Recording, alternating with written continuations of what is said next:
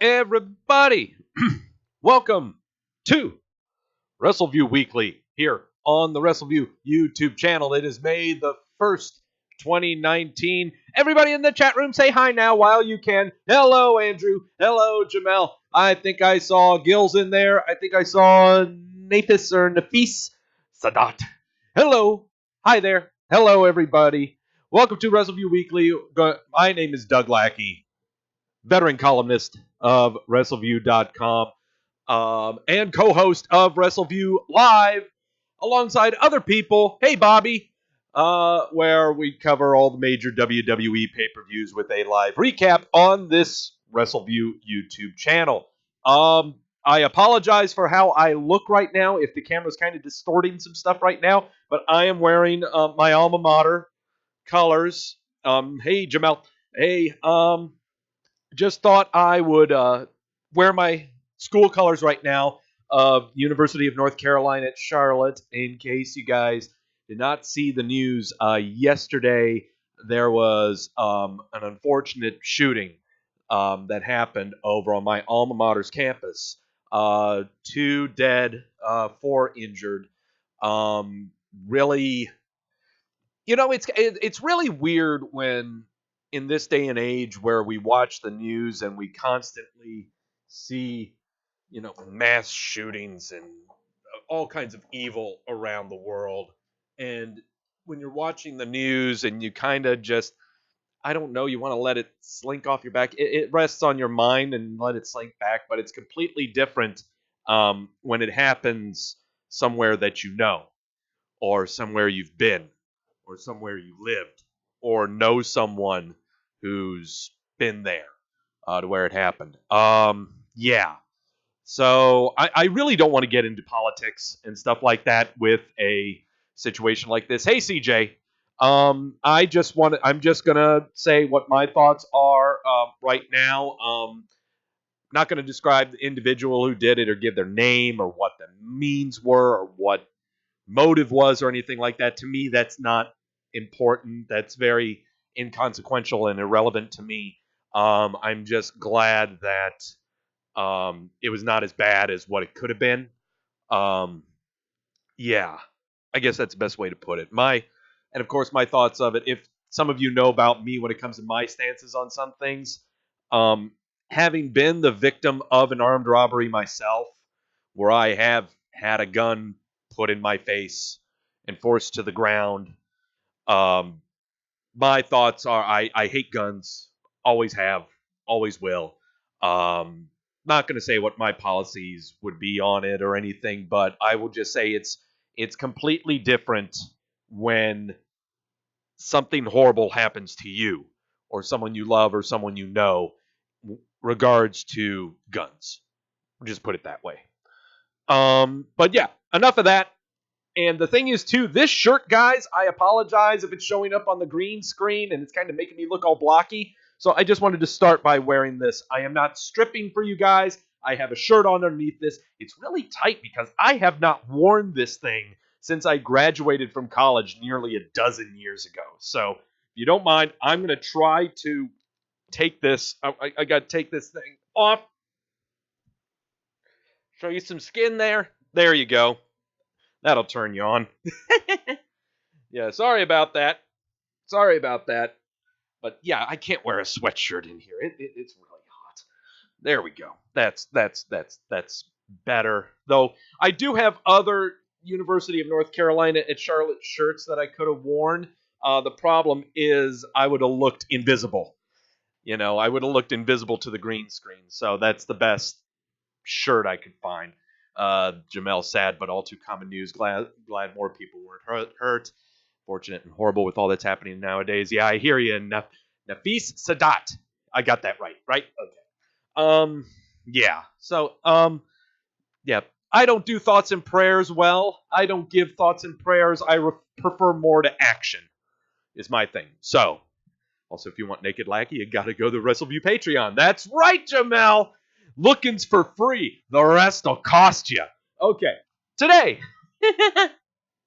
Explicit Wrestleview Weekly confirmed. Yes. All right. Tonight on the show, of course, we're reviewing, once again, very, in my opinion, tepid episodes of Raw and SmackDown, as we are, I believe, 2 or 3 weeks away. We're 3 weeks away from Money in the Bank. So, yeah. So it's a very incredibly slow build going into this show, even though we've already got matches that have been announced for this show. But it seems incredibly slow and sluggish. So, going to be talking about Raw and SmackDown. A ton of news to go over this week, including Dean Ambrose, Johnny Moxley, whatever the hell his name is. Contract is up, and he is up and going on the Twitter. Also, news regarding Bork Laser, news regarding WWE financials for the first quarter and who is to blame, and also just a lot of news on the injury front. Lots of news on the injury front. Also, speaking of other names and stuff that's coming up, the milk carton. The WWE milk carton is ginormous this week. If you were not here with me on the show last week, I kind of gave you some hints. I basically spoiled who was on the shelf to be showing up on the milk carton this week, and holy heck, it's full. This is a milk jug, okay? This is a gallon of milk that we're going over, so we got that. Also, I bet you're wondering behind me what's with the WWE logo and the Twitter logo. Well, a lot of news and I'll say also gossiping and rumor mongering that's been going on this week regarding 4 particular talents with the WWE. One of them happening today. The other 3 will kind of fill you in on, but they aren't on any lists of any kind. They aren't injured, but they haven't shown up on TV. But their activity or inactivity on television, as well as their activity and inactivity on the Twitter, has made a lot of wrestling news sites go bonkers with rumor mongering and gossip mongering and trying to read tea leaves when it's actually grass clippings. So, yeah. So we're going to kind of look at 4 different Twitter accounts that are really in the news this week. And not going to try to deduce for ourselves what's going on, but just kind of use your head. Okay, use your head on what's going on here. Really, really interesting. I'll tell you the truth. The past 2-3 days, I have been scouring the Twitter, looking over it, and I will be brutally honest. I could easily post anything on Wrestleview if I wanted to. Okay, I mean, I could post whatever news that I deem is news on WrestleView, but the problem is I have just way too much journalistic integrity to post everything I see on the Twitter. Okay? I just can't do it. So we're going to kind of tread a little lightly on the Twitter. Again, it's not newsworthy. What's newsworthy is what the people or the talents post on Twitter. But you can't make inferences from it. So that's what we're just going to observe. You know, just kind of be a little fly on the wall. So, yeah, that's what we're going to do there. Again, what are we drinking today? We decided, no, we are not drinking Beethoven. This is a Beethoven pint glass, by the way. We are drinking basically some Jim Beam and Pepsi, or Jack and Coke, whatever it be, whatever you want to call it. We always do double shots in the tall glass. Mm-hmm. Very, very tasty sources today. Yes. What's more is this was on sale. It is Jim Beam Red Stag. It's a black cherry bourbon from Jim Beam. I got it dirt cheap over at the liquor store. Got a handle for $20. So, yeah, we got some good sources to be lasting us for a while. So, all right. Sources in the glass. Intros out of the way. Formalities out of the way. It's time to talk about some very tepid episodes of the television, starting with the Red Show Monday Night Raw.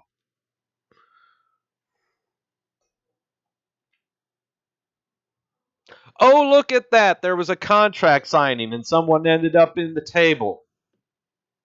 Yep, that's how we're starting off this show. Other drinks are available, says Gills. Yes, of course other drinks are available, but I'm having this one. Live from Lexington, Kentucky, home of the University of Kentucky Wildcats. It's Monday Night Raw, brought to you by the reviewer here of Mike Tabasco. We start off the show with Alexa Bliss's music. She's in the ring, and she announces that she brings up the Money in the Bank ladder match, and there are 4 male participants from Monday Night Raw. They are the Braun Strowman, the Ricochet, Drew McIntyre, and Karen Corbin. All 4 of them make their way to the ring. All 4 of them share their piece, except when it came to, in my opinion, Ricochet, when he decided to step up onto the mic and say, I didn't come here to talk, and Drew McIntyre just flat out interrupted him with, then shut up! But this leads us to tag team match involving Braun Strowman and Ricochet tag teaming against Karen Corbin and Drew McIntyre, where the story of this match is apparently the last time Drew and Karen tag teamed together, Karen Corbin tagged himself in when Drew had the match won and lost it for the team. So, yeah. Jamel, WWE does usually go through a weird transition time after Mania. Like CJ said, this one seems bigger, the biggest since. Yes. In the past, after Mania, we've usually had, we'll have a 3 or 4 week build to go into the following pay-per-view. And it's usually something like Payback or Extreme Rules, where they just piggyback off of WrestleMania.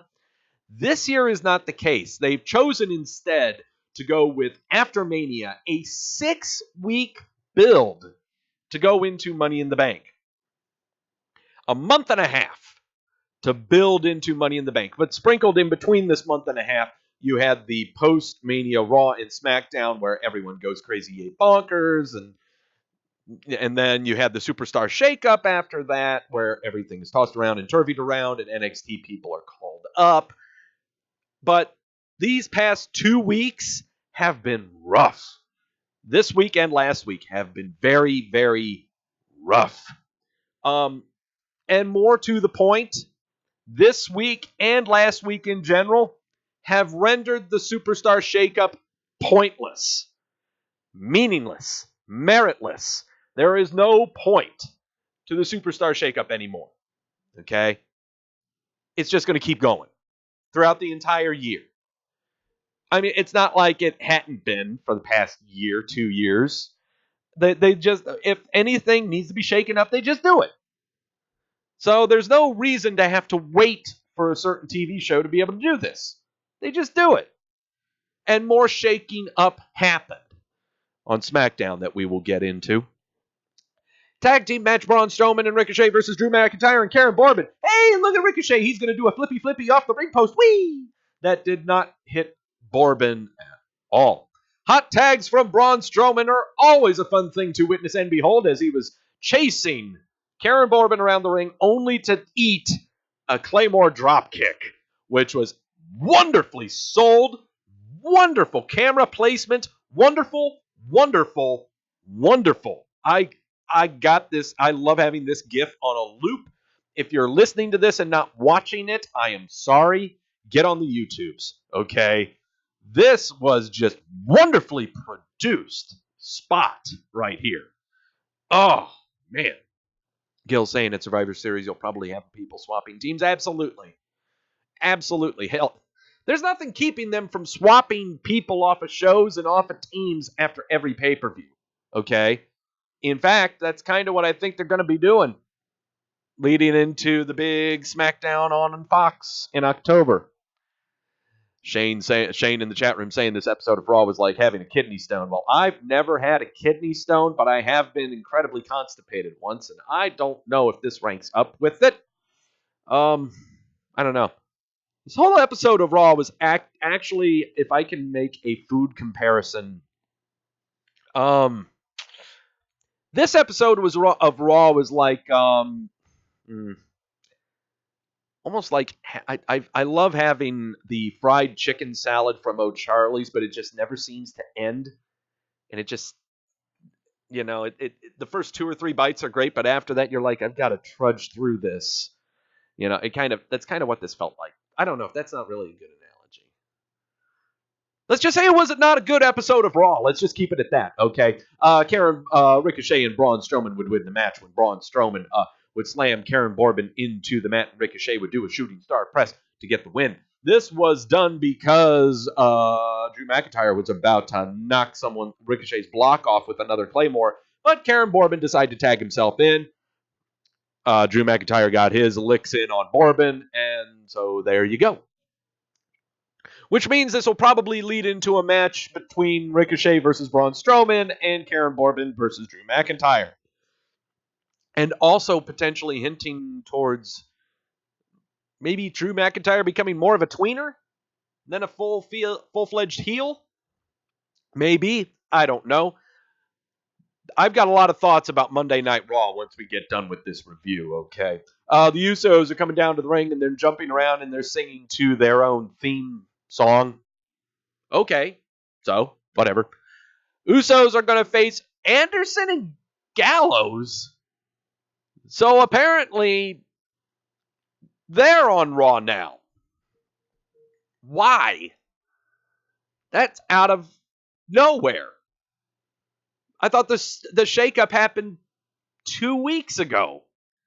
But they still came. What happened? Did they miss the boat? Were they too busy on a cruise? Or wait a minute, was this part of their negotiating so they could have that 6-figure deal? Stop it. Let's all follow AJ. Yeah, I don't know. I'm not getting this. I'm not digging this more shake-up stuff. But it happened. Usos against Gallows and Anderson. Usos get the win. Let's see. Get the super kick in the face. In the stomach. Tag in. Let's do a double super kick to the face of Gallows. Yes. That's how we win. Well, actually, I think it was... no, they did. Yeah, then they did the splashes from the top rope.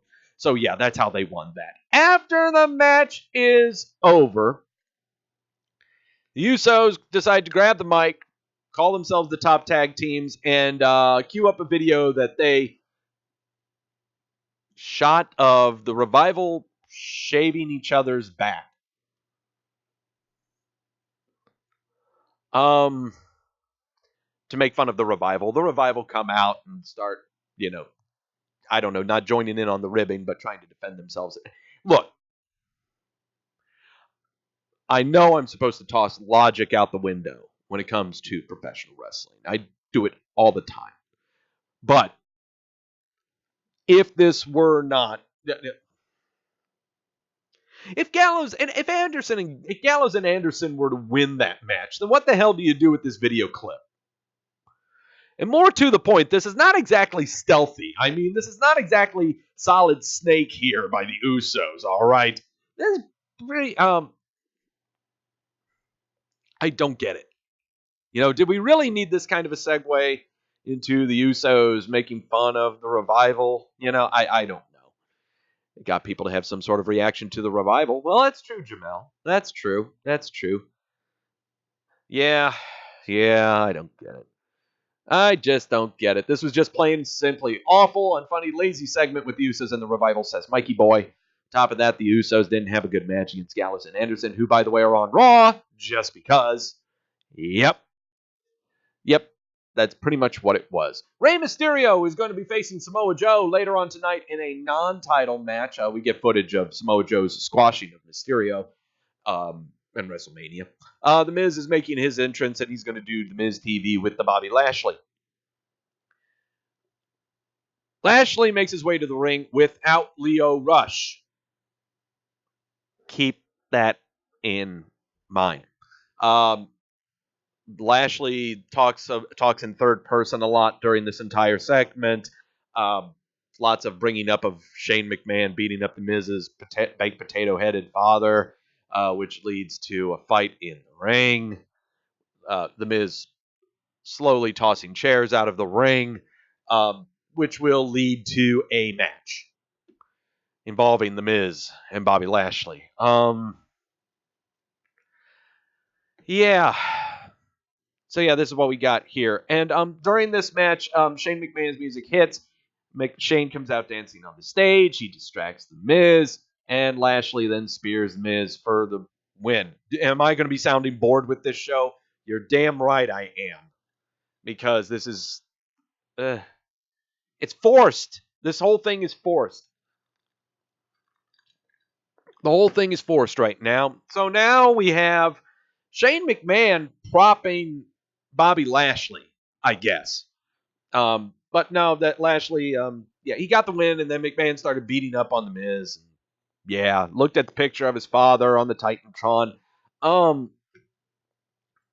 Yeah, this is, and it's going to be a cage match, so that we can ensure there's more falling off of things. Had to do a line of coke to make it through the hour 3. Oh boy. Funniest thing posted on Wrestleview media page is someone saying Eddie was covering for Walter with regards to the... Yeah, Jamel, I saw that. We're going to get into that.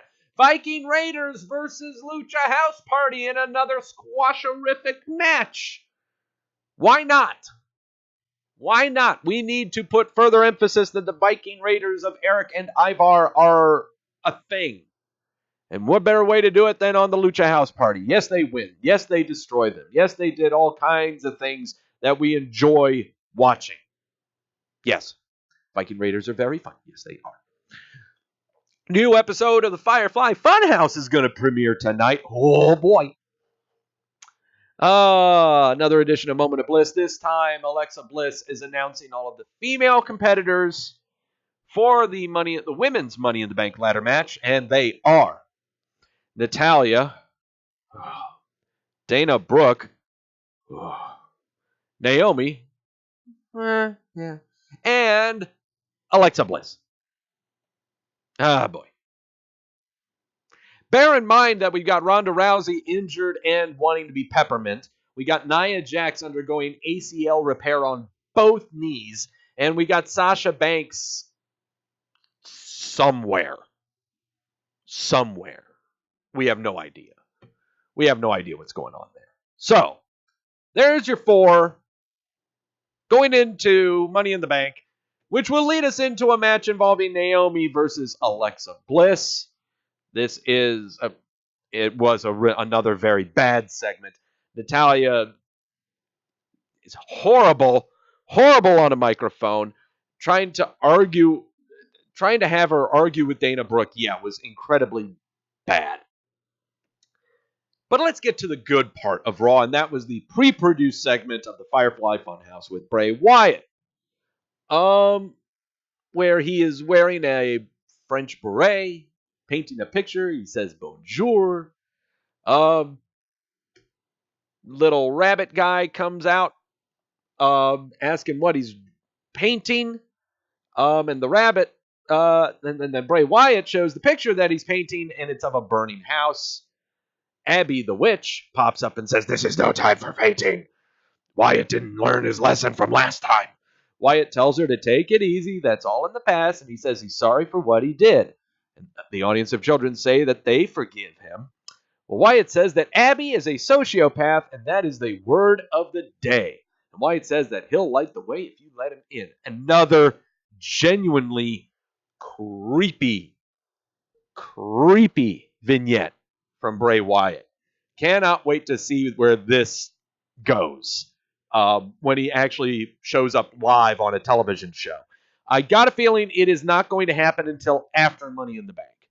It'll either happen after Money in the Bank or during Money in the Bank, where he might interject himself into the Money in the Bank ladder match. Who knows? Hello, Quentin. Hey, Quentin's in the chat room. That's right. So there you go. Alexa Bliss versus Naomi. Do we really care? Naomi won this match. It involved shoes.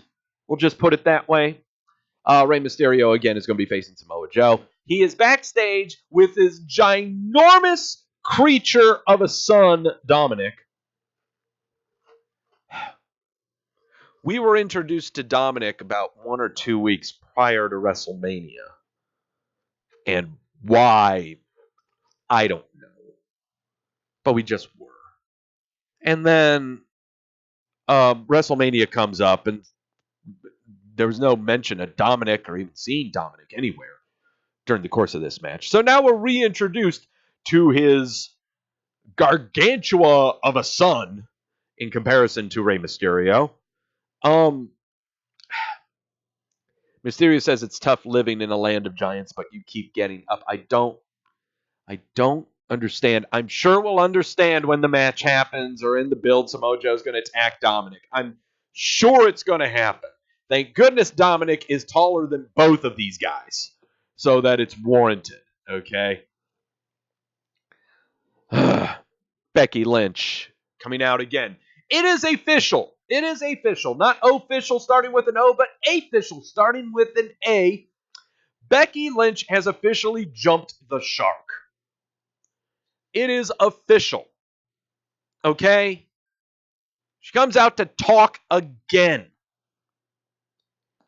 Every single WWE television program since WrestleMania has had Becky Lynch coming out to talk on the microphone. Every one of them. Except for last night's SmackDown. That finally ended that streak. But every show has been with her on the mic talking about winning at WrestleMania.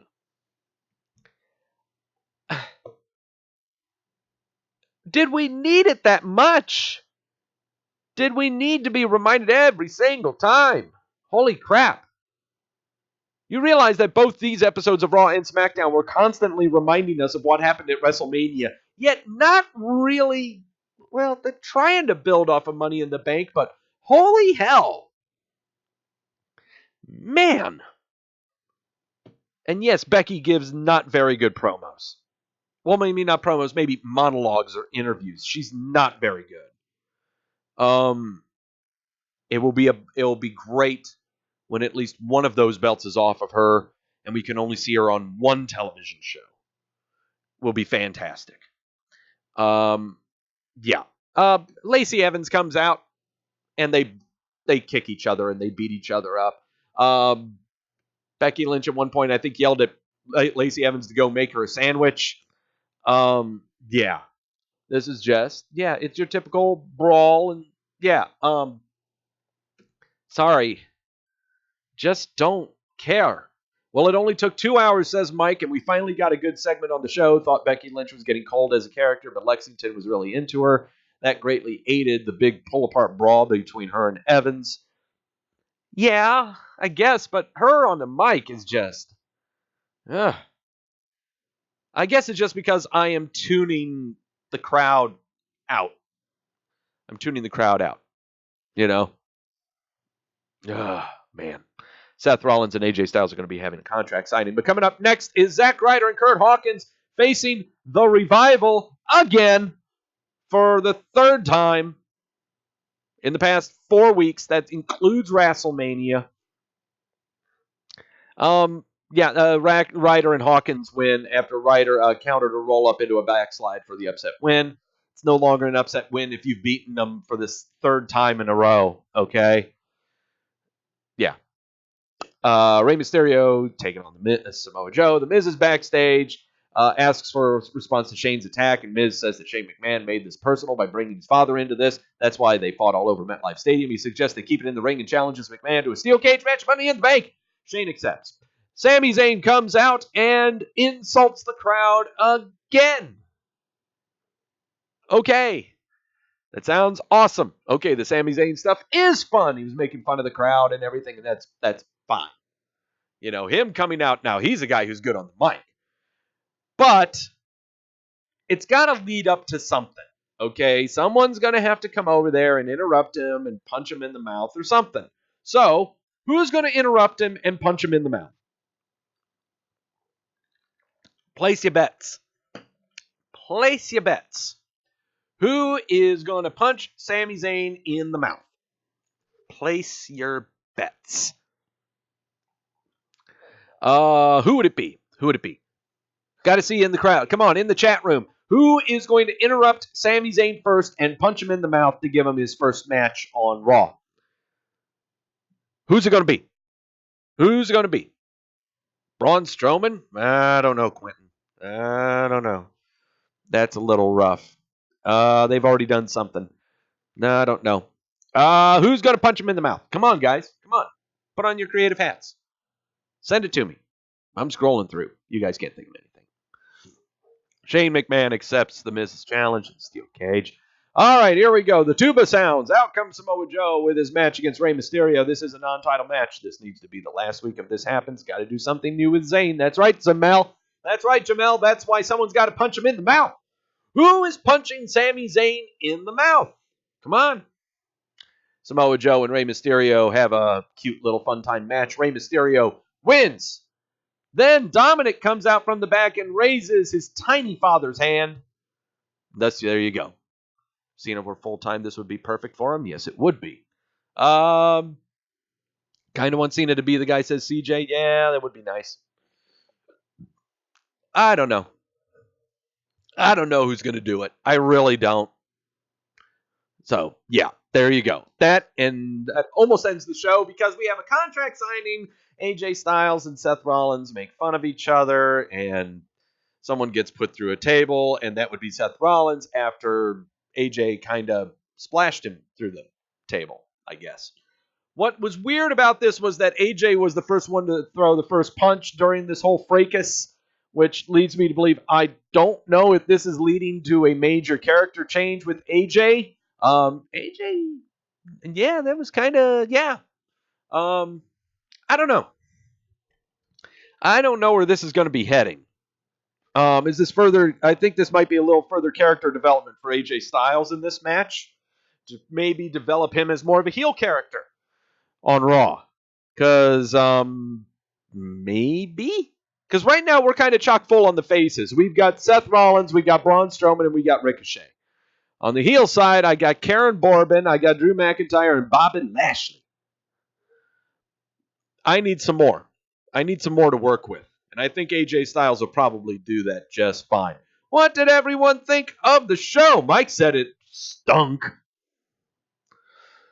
82% gave this show a thumbs down. Whoa. Not as bad as the almost whopping 92 or 93% that we saw. Sadat saying, I miss Robert Roode. We had no Robert Roode. We had a lot of people not on the show that we saw last week that were trying to recreate themselves, and they didn't show up at all. Yeah, that's why this show kind of stunk, to tell you the truth. And also look at this. We got, 7 matches that were on this, but not really any matches that lasted a long time. There's a lot of talking. There was a lot of talking in this show. So that was Monday Night Raw. This may be a short show, but we have a lot of news that we're going to be talking about. So not really spending a whole lot of time on the reviews. But, okay, so Monday Night Raw stunk, as is tradition. But what about the other show? What about the Blue show? What about the Smackdown show? The one that is always the best, even though no one watches it. Well, let's find out together.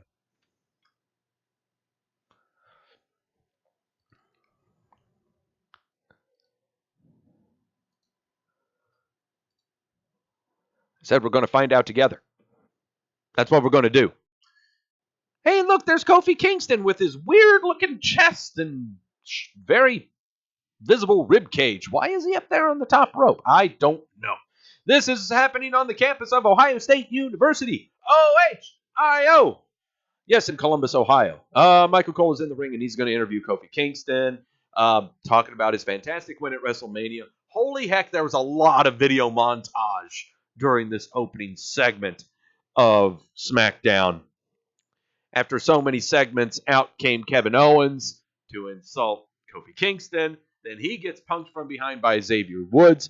Xavier Woods eats a super kick to the face, and Kevin Owens gets beaten off, just shoved over to the back. So, yeah. So that's what happens there. Roy saying, when will they stop introducing Kofi Kingston as the new WWE champion? They did. They introduced him as the new WWE champion, even though it happened over 3 weeks ago. Holy crap. They really think we are that, dumbfounded. That we have the attention span of a Pop-Tart. No. But they always have to keep reminding us and everything. But yeah, this is a 6-week build. It's going to be a very slow build. So this is what they're going to be doing. Man. Kofi is with Xavier backstage. Xavier tells Kofi he was just looking out for him. And Kofi says Xavier has a family and he better take care of himself. Kofi's got this. This seems very, very new to me with this Kofi thing. Yeah, absolutely. We've got Becky Lynch versus Bayley. Finally, a segment that does not, a match, something that does not involve Becky Lynch talking. Go to commercial, Bayley's in the ring, and then Lynch comes into the ring, and then we just have a good match. Match is going. Your winner after making Bayley tap out to disarm her is Becky Lynch. This wasn't a bad match. This really was not a bad match. But it felt very quick. This sounded like this is a match that I would expect to go 2 commercial breaks. But instead only went the 1 and lasted into a full block of the show. Becky Lynch makes Bayley tap out, and then afterwards Charlotte comes out and just beats up Becky, throws Bayley into the ring post, beats up everybody. So yeah. Yes.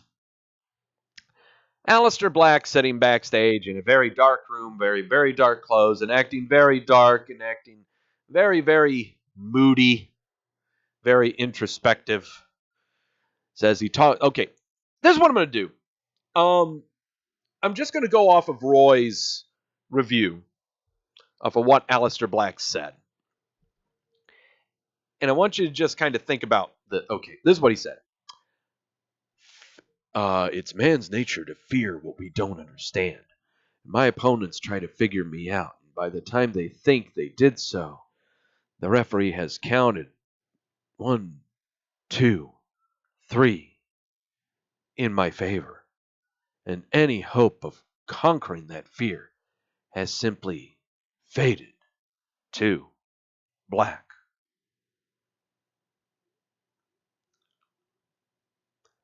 Yeah.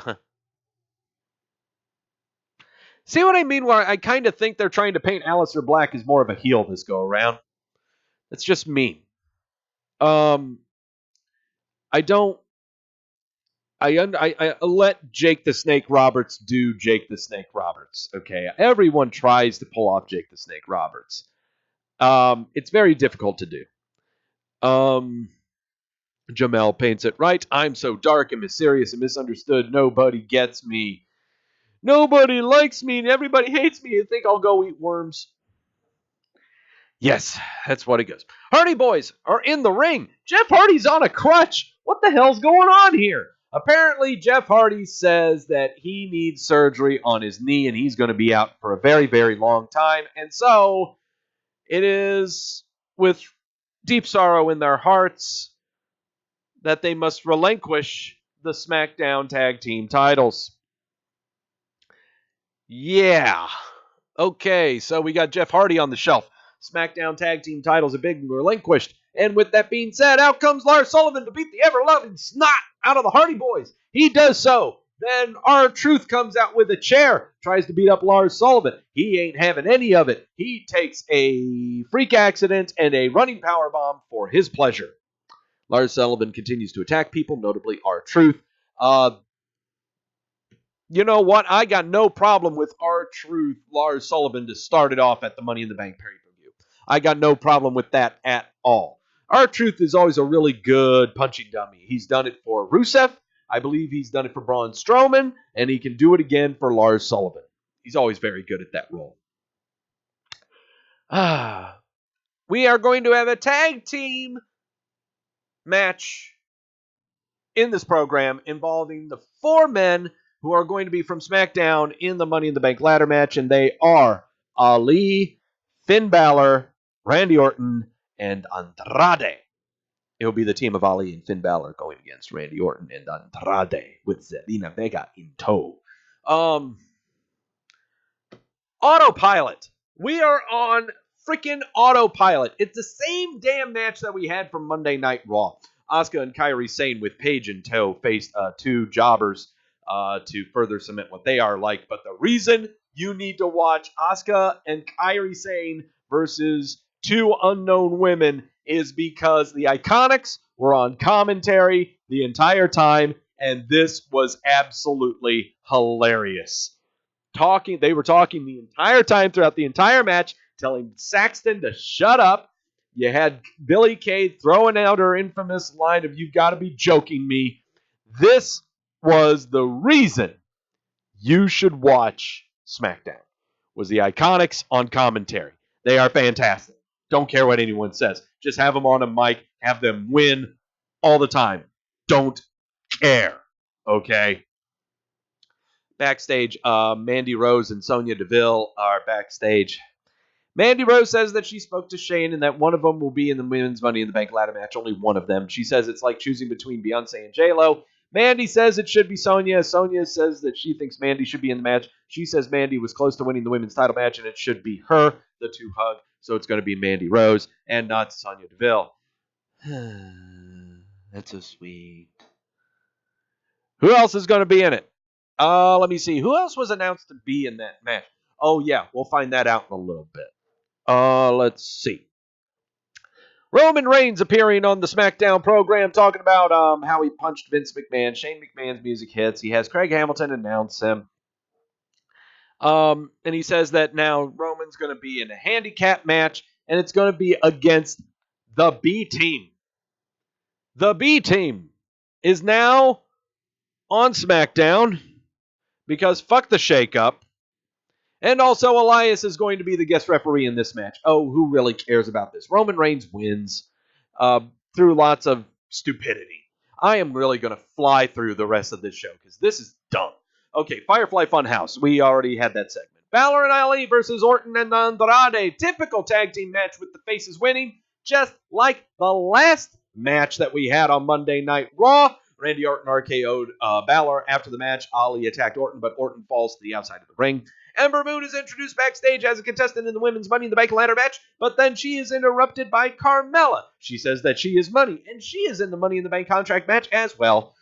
There's one other that's in it. I cannot remember who they announced. Does anyone else know out there who was announced to be in the Money in the Bank ladder match? Besides Moon, I think it was Bailey. Wasn't Bailey Greg Hamilton? Whatever. Who cares? Tom Hamilton. I'm thinking of the announcer for the Indians. Bailey. Okay. It was Bailey. All right. So it's going to be Bailey, Ember Moon, Carmella, and Mandy Rose going in for the SmackDown for the women's Money in the Bank ladder match. KO show. Kevin Owens is making fun of the New Day, and that's how we end the show. Holy crap. This show stunk. Thumbs down is what I am saying. What did everyone else on the Twitters say about this show? What say you? Everyone in the Twitterverse. Right now. I command it. What did you think? Bring it up now. 70% said thumbs up. How? How did this get thumbs up? But again, who am I to judge? I mean, no one watches SmackDown, right?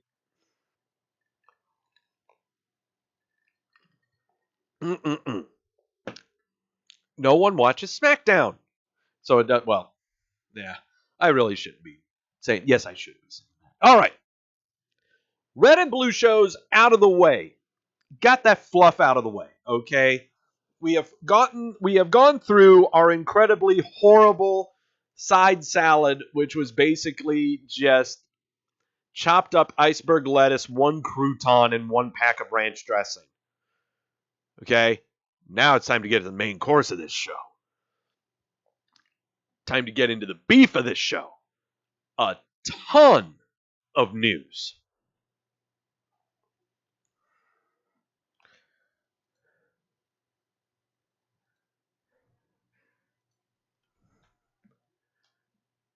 Look at this angry guy that's got a thing of barbed wire wrapped around his hand and it looks like there's fake blood coming out and everything.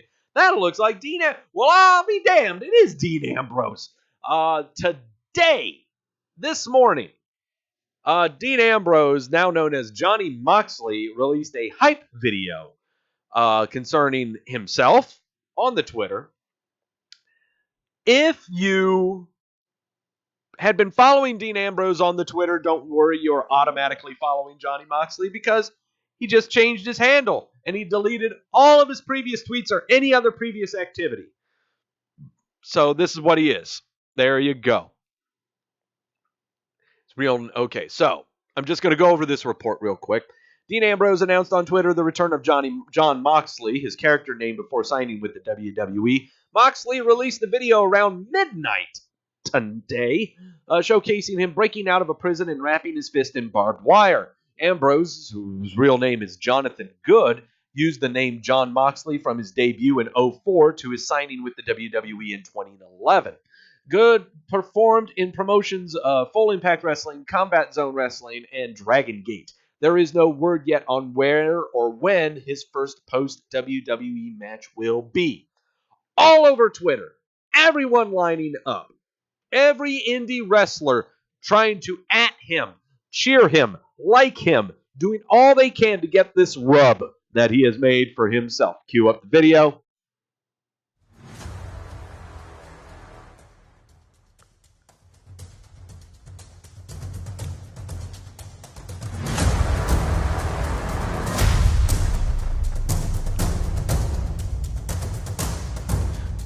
This is a metaphor for something. He's trying to break out of his prison cell. That seems to be like a metaphor for something.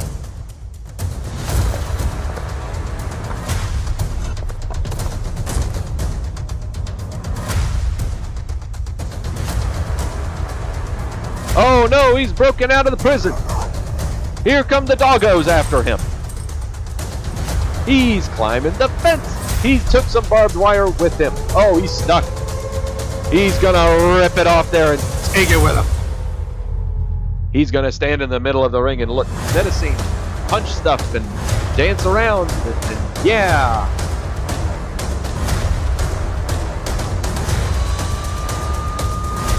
He's going to walk the streets and pump, do pull-ups and wrap his arm in that barbed wire. Man, he's not hard to miss. He's basically calling himself Mox, is what it is. Cigarette butts and stuff on the ground. And yeah, there's his hand in the barbed wire with the fake blood. Yeah, that's him. So there you go. Are you excited? I guess I'm excited. I don't know where the heck he's going. I don't know what he's doing. I've just got a feeling I'll just let him enjoy life. He can do whatever the heck he wants to do, you know? Yeah. I don't... And let's kind of be brutally honest, too, for a second here. This ain't exactly, like... I can't really make a comparison. This ain't Chris Jericho, okay? Released from his contract, everyone jumping on board to try to sign him up. Let's be honest with ourselves, okay? Let's just be honest here, okay? He ain't no Chris Jericho. He ain't no Christian, for that matter. You put him in the main event scene, he did not exactly go off well, but you could blame Dolph Ziggler for that, too. You can blame the writers for that. His character work and character building, not that good, okay? Maybe it's just because he couldn't be himself. They wouldn't let me be me. So this is what I want to be. And it kind of reminds me when he first started with the WWE, how the only matches that he really had as a singles competitor seemed to be all of those garbage brawls. You know, like he had his Asylum match with Chris Jericho. He had a lot of hardcore matches and no DQ matches, but he never had real, actual, regular wrestling matches. But that soon changed. And they changed him into not doing the hardcore stuff so much. So apparently this is what he loves doing. He loves doing the hardcore stuff. He loves doing the bloodletting. Let him do it, you know? Who am I to judge? Also, today on ESPN, via Dana White, Brock Lesnar has officially retired from UFC. Brock Lesnar has informed UFC President Dana White that he is officially retiring from the sport of MMA, according to an exclusive report by ESPN. According to Dana White, Lesnar, the former UFC heavyweight champion, called him last week and told him that he was done. UFC heavyweight champion Daniel Cormier will now face Stipe Miocic on August the 17th in Anaheim, California. The deal for the fight has verbally been agreed upon, but the contract has yet to be signed. Cormier defeated Miocic to win the title. For nearly a year, the UFC has teased the idea of a Brock Lesnar versus Daniel Cormier, I think it's Cormier, title fight. Lesnar re-entered the octagon back in July of 2018 at UFC 226, shoved Cormier, and told him that he wanted to fight him. Lesnar was so serious about a return to the UFC that he re-entered the USADA testing pool. That's testing for drugs and stuff. Cormier also addressed the Brock Lesnar fight after his first title defense at UFC 230 this past November. It should be noted that it appeared a UFC comeback appeared to be Lesnar's next move post-WrestleMania, but he has instead opted to retire. Lesnar will make his next WWE appearance in Saudi Arabia on June the 7th. So, that Saudi money looked pretty damn good, is what it sounds like. And let's go ahead and face it, too. Bork's kind of tired, okay? He spent all that time, he's been spending a lot more time at home in between shows, for the WWE. He enjoys his home. He doesn't like going out that much. So, who can blame him? Who can blame him? Bork Lesnar is coming back to the WWE. When is he going to show up again? He's showing up at Saudi Arabia for June the 7th. Will he show up again after that? Probably. When? Maybe SummerSlam in August. He's going to show up at the big 4 pay-per-views. Not going to show up for any B pay-per-views. Not going to show up for random episodes of Monday Night Raw. That is not going to happen. No. He's going to show up whenever the hell he feels like it. And if he wants to retire at Mania, so be it. That sounds fantastic. Good way to go out.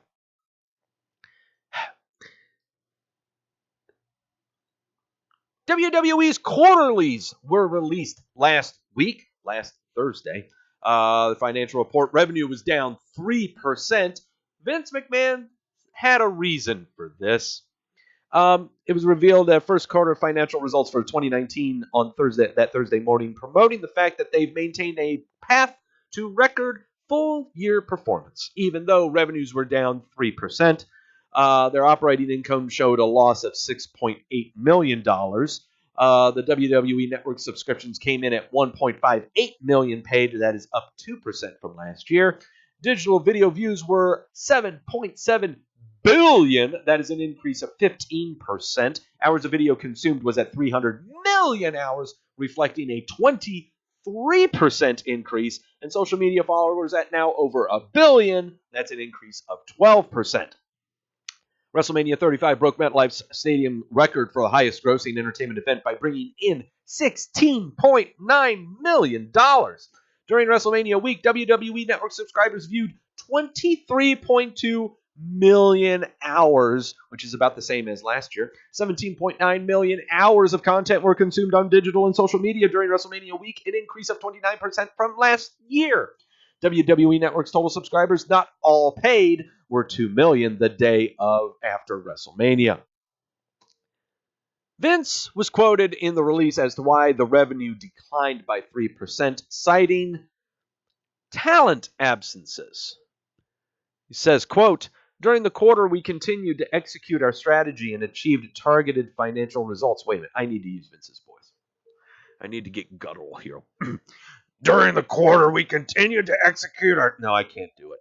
During the quarter, we continued to execute our strategy and achieve targeted financial results, while engagement metrics over the past 2 quarters were impacted by superstar absences. We believe they will improve as our talent return and we launch our new season following a successful WrestleMania.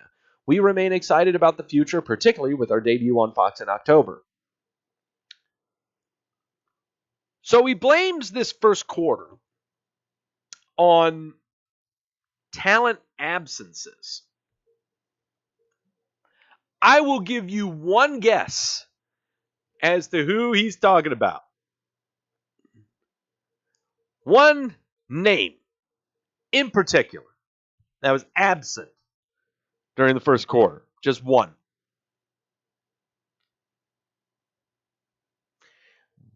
Burden.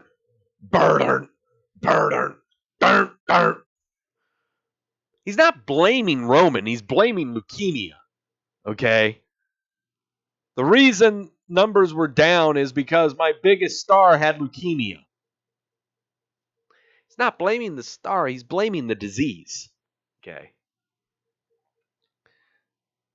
But let's go ahead and say that's kind of a half-ass excuse, though.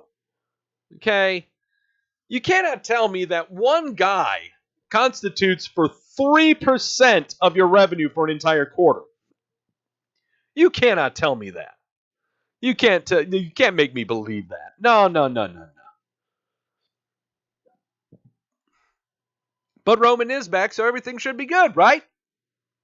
Everything should be awesome, especially now that he's on a new show, right? We got him in this fantastic feud. Ooh. We'll see how it goes. We'll see how this goes. I am not worried about it at all. I mean, dear God, they're making record profit numbers, and they've got a massive deal coming up, okay? However, after this release of their quarterlies, WWE stock fell over 13%. It ended the day at $85.38, which was a 13.3% decrease from yesterday's closing price of $98.50. Bear in mind that last year, they weren't even at 50. So, yeah. According to an article on the Motley Fool, which is a financial site, I believe, two key factors triggered this decline. Revenue, which was estimated to come in at $199 million, but came in at $82.4, and also an increase in investment on content also caused an operating loss of $6.8 million after posting a $21.8 million profit. So, yeah. Gil saying SmackDown should get higher ratings than Raw using Vince logic. Well, you would think so. The stock drop was typical. Investor panic. Yes, it was.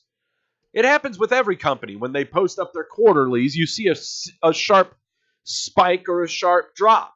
You know, it always happens whenever quarterlies are announced. All right?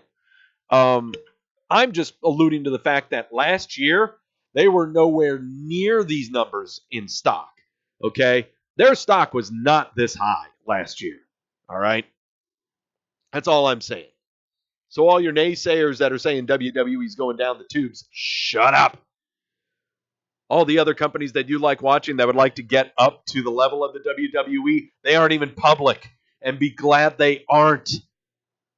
I would love to see New Japan's numbers. I would love to see Ring of Honor's numbers. I would love to see AEW's numbers. But that ain't ever going to happen. Speaking of, also, when was Brock Lesnar going to be showing up? He was going to be showing up in Saudi Arabia on June the 7th. But also, the WWE is presenting a new pay-per-view called Stomping Grounds on June the 23rd, which will be approximately 2.5 weeks after the Saudi Arabia show. It will be from Tacoma, Washington on a Sunday. One match is currently being advertised for that show as a placeholder. It is Roman Reigns facing Randy Orton. Card subject to change. This event will be replacing the Backlash pay-per-view, which last ran on May the 6th of last year. So, yeah, that's what we got. Let me look up Bushiroad's Nikkei numbers. Yeah, look up all the numbers. Look up all the numbers from the other companies. Got to know about it. Coming down the pipe last Friday, Dean Malenko, longtime WWE producer and former wrestler, quit the company. Well, we'll see. According to a report first put out by the Sports Illustrated and confirmed by other outlets, Dean Malenko has quit from his position as a WWE producer. Dean Simon, 58 years old, has been with the WWE in some capacity since retiring as an in-ring talent in 2001. There was no reason given for the departure. Malenko is a second-generation wrestler from a famed wrestling family that includes his father, Boris. In a 20-year career, Malenko is a four-time WCW Cruiserweight Champion, United States Champion, Tag Team Champion, and a two-time WWF Light Heavyweight Champion. This is the second high-profile WWE producer to leave the company in the past few months. Arn Anderson recently was fired by the company, stemming from an incident involving Alicia Fox at a house show back in February. So Dean quits. He's leaving the WWE. I'm sure he's tired of traveling. I'm sure he's tired of traveling. He's tired of babysitting. He just needs a break. I'm sure he wants to be with his family. I believe he has a home here in North Carolina. I mean, Jamel saying, at least it's not in your house, insert move name here. True. Stomping Grounds. What's wrong with Stomping Grounds? Stop it. Dean Malenko he wants a break, right? He wants to be with his family. He travels too much. No problem. And I don't blame him. Oh, hey, look, Dean Malenko, his first post WWE appearance is announced. He's gonna be at Starrcast in Las Vegas. Following our similar reports from other various media outlets that Dean Malenko, he will be at Starrcast on that Memorial Day weekend in Las Vegas. Yeah. So, okay.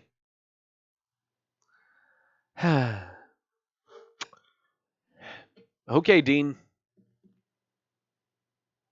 Well, I don't know. Maybe he's just tired. Just wants to change the scenery. Sure. Oh, whatever. I don't care. But also, during this news that came out on Friday, if you did not see the pictures of this, they're kind of gruesome. WWE referee Drake Wirtz announced on Twitter that NXT referee Tom Castro broke his leg during the main event at Thursday night's NXT house show in Omaha. There's no word on how Castro actually broke the leg, but you can read from Drake Wirtz's Twitter post here that please say a prayer for my brother Tom Castor. He broke his leg in the line of duty tonight during the main event. When he was on the stretcher, he squeezed my hand and proudly said, "Drake, I love the business. We love you, Tom." There was an update to that injury. It was a broken leg. Apparently, he took a super kick to the face, but he landed very badly. Expected to make a full recovery, so yeah. Also announced for Starrcast 2, Mark Henry. He's scheduled to appear at the convention in Las Vegas. However, there are two people who have pulled out from the event, and that would be Kurt Angle and The Undertaker. It should be noted that the announcement of Henry's scheduled appearance comes after recent reports from other various media outlets that both The Undertaker and Kurt Angle, who were scheduled to appear at the convention, have been pulled by the WWE despite taking the bookings independently and being advertised for appearances at the convention. Card subject to change. That's the chance you take. NXT UK superstar Rhea Ripley apologized last weekend for using a homophobic slur on a live stream. Former NXT UK Women's Champ Rhea Ripley has issued an apology for using the homophobic slur. She was recently part of a live stream where users could pay $15 to be insulted in either Spanish or Australian. According to the apology she issued on Twitter, her filter came down and she said some words that are, quote, a big no-no to a lot of people. No word of punishment from the WWE, and I don't think they are. Demi Bennett, also known as Rhea Ripley, said here on her Instagram, I know a lot of you are upset with me after tonight, but I just wanted to publicly say that I am sorry. My brain-to-mouth filter came down for a second, and I forgot that some words are a big no-no to a lot of people. I am a firm believer that everyone should be treated equally, whether that be race or sexual orientation. With that said, I just wanted to say how dearly sorry I am to everyone that was offended by my choice of words tonight. Sounds fair. Fair insult. However, are we really that strapped for cash, Ripley?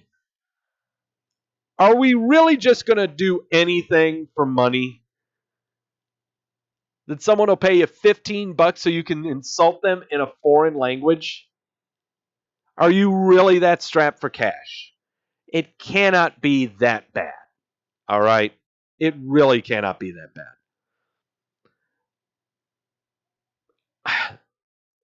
Seriously. I would not for $15. First off, Rhea, you should have charged more. Seriously, $15? You're that strapped? You should have been charging $50.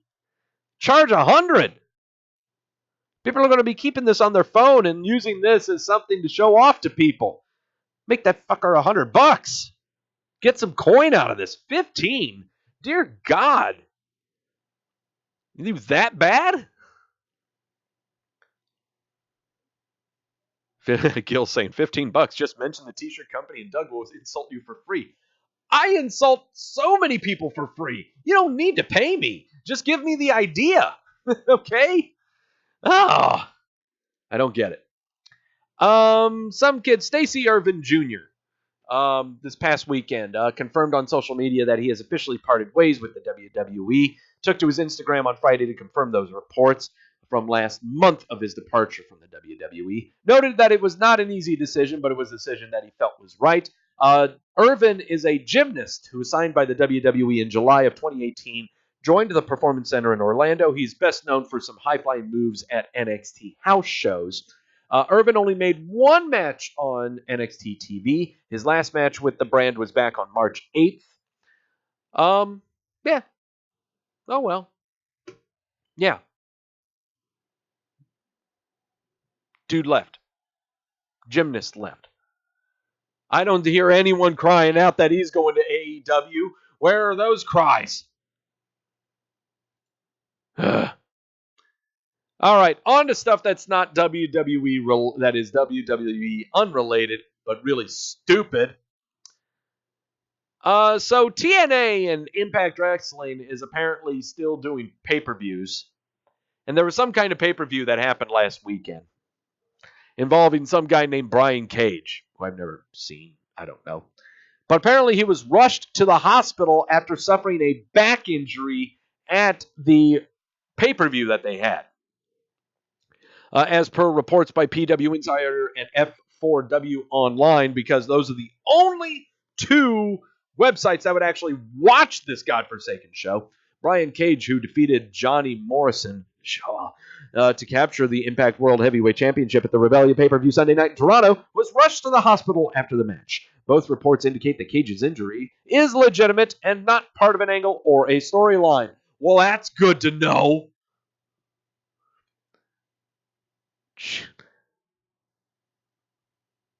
I kind of want to stop right there. Okay? I kind of want to stop right there. I love that both of these reports that we cite for this are kind enough to inform to us that this was legitimate and not part of an angle or a storyline. Yeah. Andrew saying, look, your favorite move, Doug, the Spanish Fly, got him. Oh, is that what got it? Is that what happened?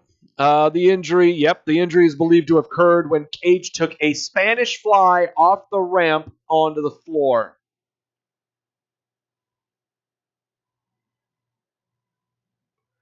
It is, seriously, the Spanish Fly is one of the stupidest moves in all of wrestling.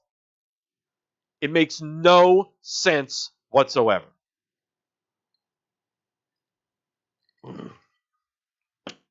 But anyway, he would post an update.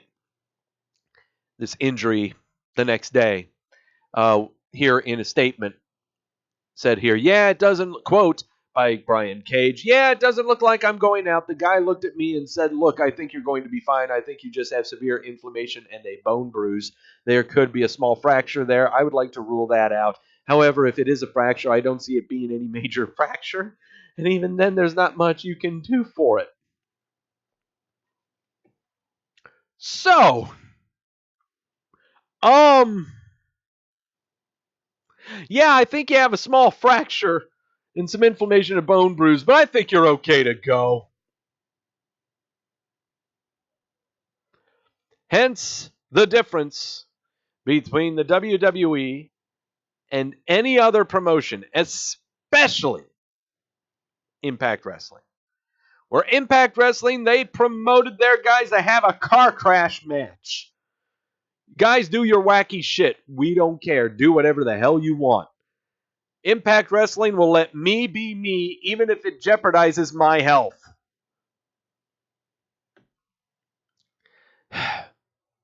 Yeah. I got nothing else for this. I've got nothing else. Oh, boy. Anyway, news on the injury front. Nia Jax successfully underwent double knee surgery, repairing both of her ACLs. There she's. Aw. Look at the picture of her. It's a point of view shot of her lying in bed with two massive knee braces, knees all wrapped up, legs all wrapped up, and her cute little doggo next to her. That's a big sweetie.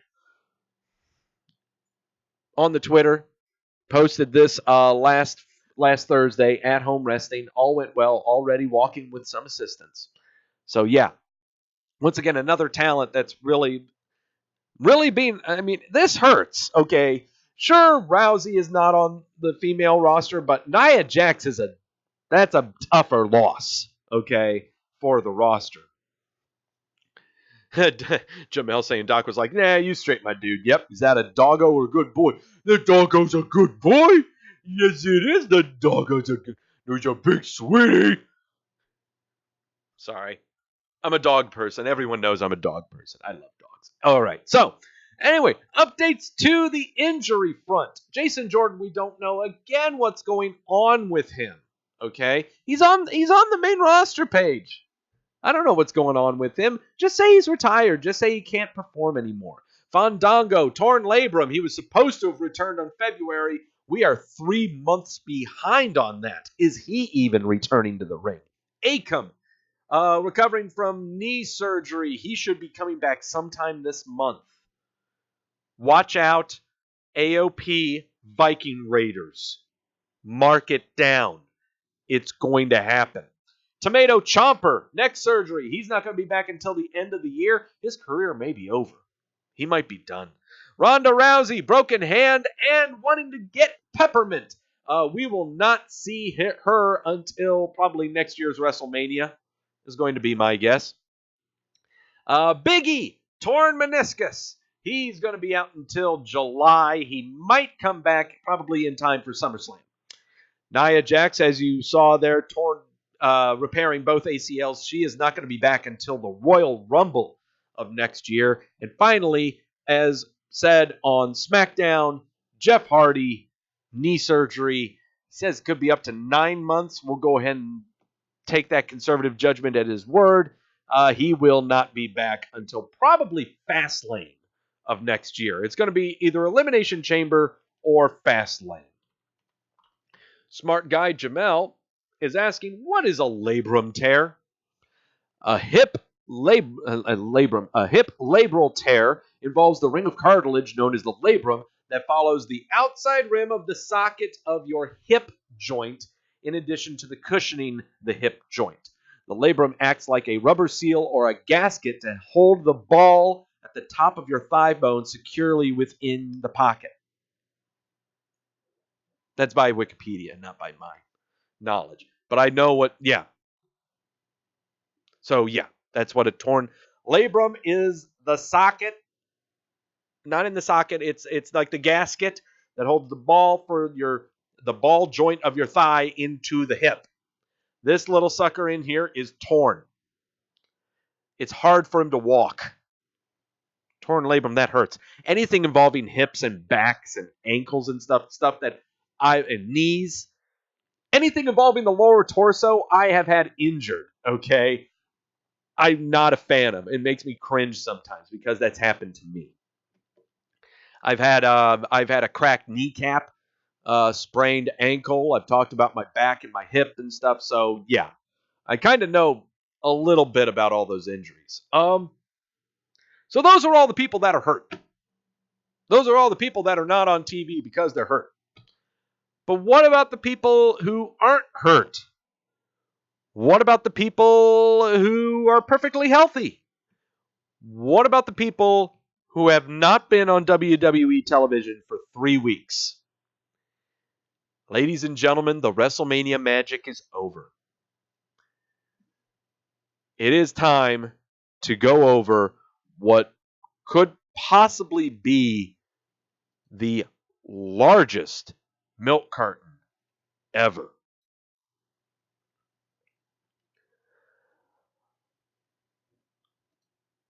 Oh, I feel so fat. I feel so stupid. There's a lot of people on my back. Oh my God, they're so huge.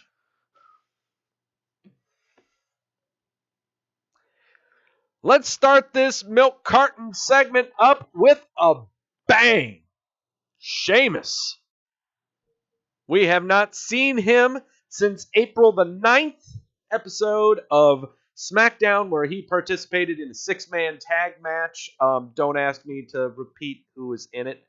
I know it was him, Cesaro, and Drew McIntyre versus 3 guys. But I know that. Okay? So, yes, we started off with the guy that the only way you could find him on the milk carton is if you found his beard. Okay, Sheamus. There have been a lot of talk about Sheamus being injured, but we haven't heard anything. We haven't read anything. We haven't had anything confirmed. People saying that he suffered a concussion at that said 6-man tag match on April the 9th, but we've not heard anything regarding that. So, for now, this is where he is. He's on the milk carton. That's where he's going to be. My man Mojo Rawley. Mojo Rawley, this has got to be his 5th or 6th appearance on the milk carton. All right? Trying his damnedest to make himself over with a shattered glass eyeball and, self-loathing in a mirror and saying that he sucks. Well, apparently, Mojo, you're right. You do. You haven't been on television since you were talking to yourself after WrestleMania. Where are you? Oh boy, this is rough. This is really rough. You better pray that Gronkowski makes his way to the WWE, Mojo. You better pray, okay? Apollo Crews. A lot of these people that I'm going to be going over right now, we have not seen since WrestleMania. All right? This next big list of people have not seen since WrestleMania. All right? Apollo, after being switched over to SmackDown, have yet to see him since the Battle Royale at WrestleMania. The Ascension, we have not seen them since that same Battle Royale. They're still on Raw. Bork Laser. But now we know he's going to show up in Saudi Arabia on June the 7th. So for now, Bork Laser is going to be on here for probably another 5 weeks. All right, so at least we're prepared for that. Okay. Daniel Bryan, another one that is rumored to be injured. Haven't seen him since his match with Kofi Kingston at WrestleMania for the WWE title. Rumored to be on the injury front. Rumored to be basically put in cryostasis, because the WWE fears for his health, concussion protocol, blah, blah, blah, blah, blah, blah, blah, blah. Me, I don't think so. I think he's perfectly healthy. I think he's just enjoying some time off because he has been full bore since coming back. You could say they're letting him take it easy. I think they're just giving him a little break. Give him a vacay. Okay? Let Kofi have a little mini feud with Kevin Owens. then you bring them back. Or you just bring them on over to Raw because there's no such thing as a superstar shakeup anyway. Luke Harper, or just Harper for that matter. All right. The guy asked for his release from the company about a few weeks ago, but was not necessarily turned down. He's told that, no, we can't because per your contract, you owe us time for all that injury time that put you on the shelf. Yeah. So that's another 6 months that's tacked on to his contract. So he's probably, in effective, still with the company here for close to the end of the year. That's what we got. A lot of hubbub was made about this because everyone thought, oh, they free Luke Harper, free Luke Harper. It's in his contract, guys. There's nothing he can do about it.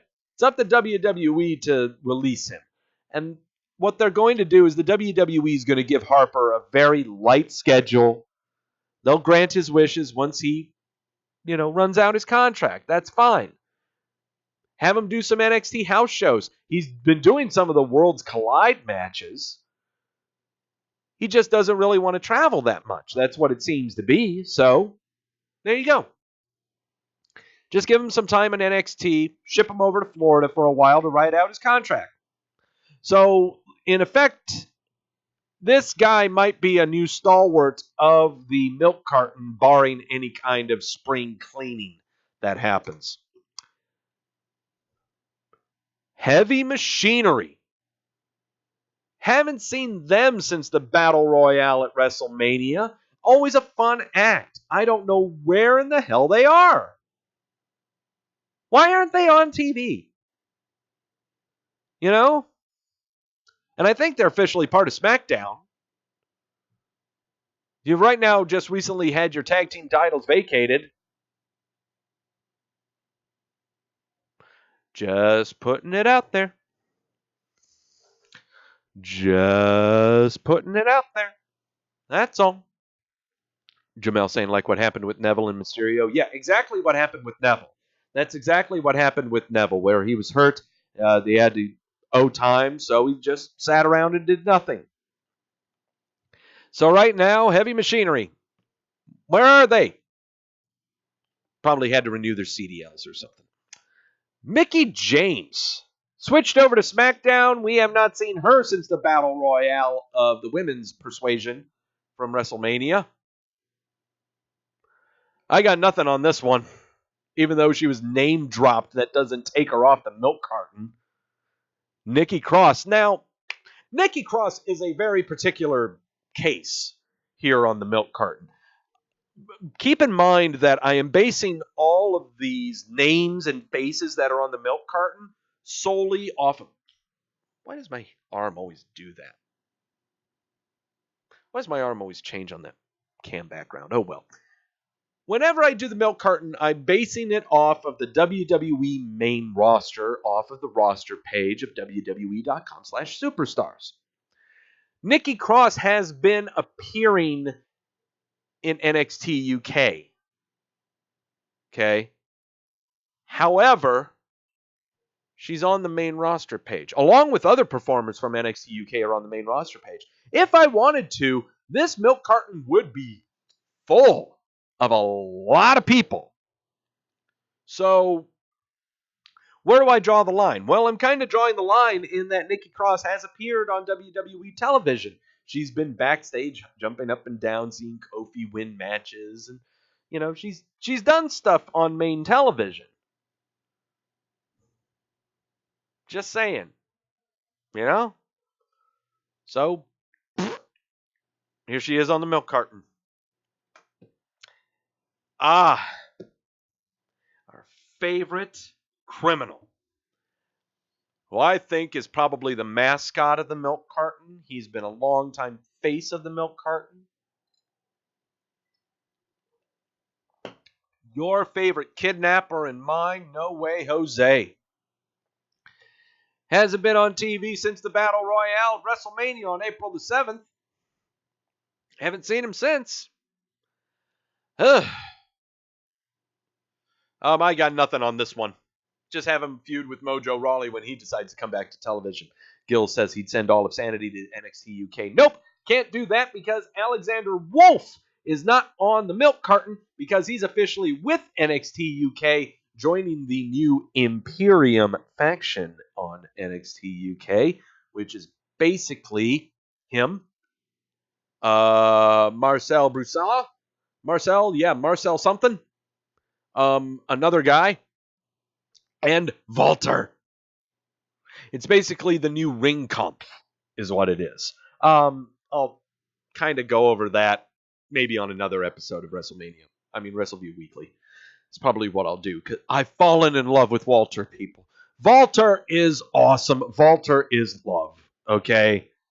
Gave out another massive chop on this afternoon's episode of NXT UK. My God, I got stiff. No Way Jose is nowhere to be found. Rowan.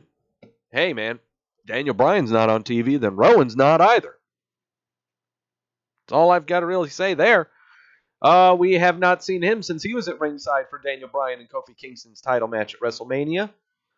Wherever Daniel Bryan goes, Rowan's going to be going. Best to put it that way. All right. Let's talk us a little Sasha Banks here. Sasha Banks, we have not seen her since the 4-way tag team match for the women's tag team titles. All right.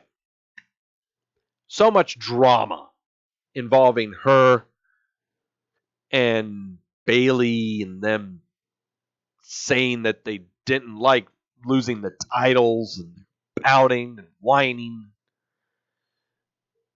All we know is that after WrestleMania, she went on vacation to the Dominican Republic along with her husband, and joining them was Kalisto and his wife. You know, they're just having some vacation, you know? I don't know. I'm not buying drama, okay? What I am buying, though, is that she has been absolute shit for the past 3 months on television. She has been disjointed. She has been unfocused, botching like crazy. She makes Alicia Fox look like Dean Malenko, okay? She's been bad. Really bad. Give her time off. Give her time. Let her refresh. Let her refocus. I'd bring her back in 2 months' time. Bring her back in July for a good build so that I've got her going against Lacey Evans for the Raw Women's title at SummerSlam. Sound good?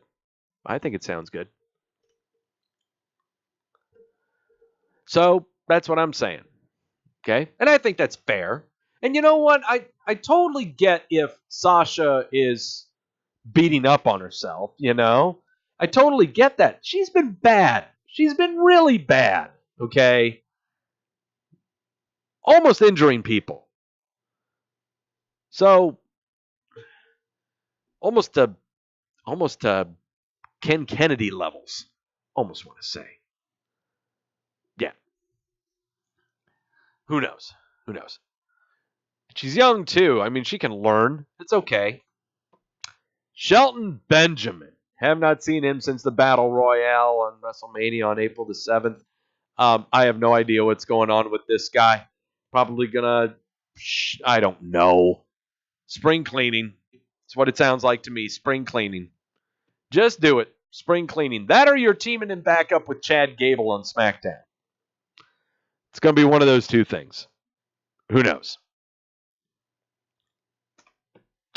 Heath Slater and Rhino. Same thing. We haven't seen him since the Battle Royale at WrestleMania on April the 7th. They can be food for the Viking Raiders. There you go. Food for the Viking Raiders. See why not? Seems perfect to me. You might see them on TV in a couple weeks. They might be off this carton very quickly. Tamina. Have not seen her since the 4-way tag team title match for the women's tag team titles at WrestleMania on April the 7th. Oh boy. Who are we going to see first? Tamina or Sasha Banks? Oh boy. You want to talk about someone who's bad? I don't know. At least this one I think is warranted because she had been out by injury, but the thing is she's on TV prominently a lot, had plenty of matches. I don't know. Don't be surprised if they ship Tamina to SmackDown. Don't be surprised. Have her split up, have her on a different show, away from what Nia Jax is on the other show, so that when Nia Jax comes back, there's no influence in that those two were a team. We'll put it that way. Titus O'Neil has not been a Battle Royale, WrestleMania, blah, blah, blah, blah, blah. He's too busy saving our country. He's too busy feeding our children, educating them, giving them free food and clothes and shelter. I don't care if he doesn't show up on TV again. Titus, you keep doing your thing, man. You are a national treasure. It doesn't matter what you do, okay? You are just fabulous at what you are. Yeah. I don't care if he comes back. Doesn't matter. He is a treasure. Needs to be a WWE ambassador, is what he needs to be. Tyler Breeze. Battle Royale at WrestleMania on April the 7th. Here's a guy who needs to go to NXT. Here's a guy who needs to be shipped back to NXT. Okay? If we don't know when Fandango's coming back, then might as well take advantage of that and send him on over to NXT. He's done some matches at NXT. Just do it. Nothing wrong with that. Goose says he is in NXT. Okie dokie. Sounds good to me. Working the house shows. Yes, he is. Eric Young. Have not seen him since there was a 3-on-1 handicap match on SmackDown where Sanity faced The Miz on April the 2nd.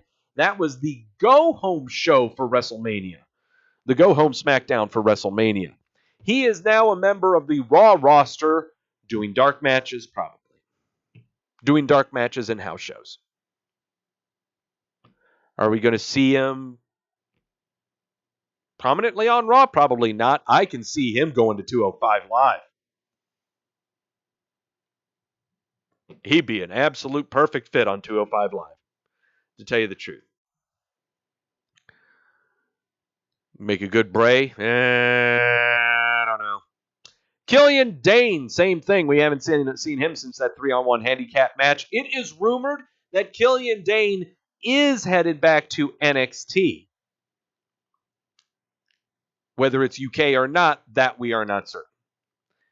But being married to Nikki Cross, doesn't that kind of float against, the WWE wanting to break up couples? Huh? I mean, doesn't it? I think. Not sure. I don't know. So right now, Killian Dane, again, reported to be going back to NXT by various peoples. Do I believe that? Nah, I've got my sources. If Nikki Cross has been showing up on NXT UK, Killian Dane will be doing the same. That's what I'm thinking. That's what I got to say about that. Primo Cologne. Haven't seen him since the March 26th episode of SmackDown, where him and Sanity were acting as a buffer between Shane McMahon and The Miz to lead us into WrestleMania.